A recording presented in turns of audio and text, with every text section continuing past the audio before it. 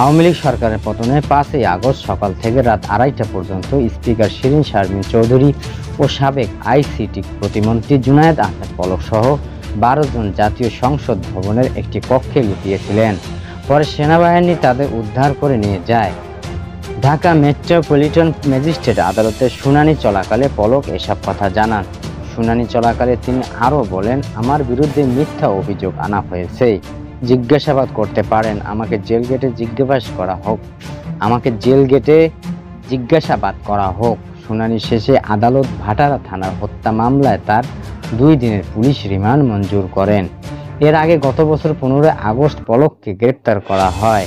এরপর তাকে বিভিন্ন সময় হত্যা ও হত্যা চেষ্টার মামলায় রিমান্ডে নিয়ে জিজ্ঞাসাবাদ করা হয়। পরে গত 6 ফেব্রুয়ারি তাকে এই মামলার গ্রেপ্তার দেখানো হয়।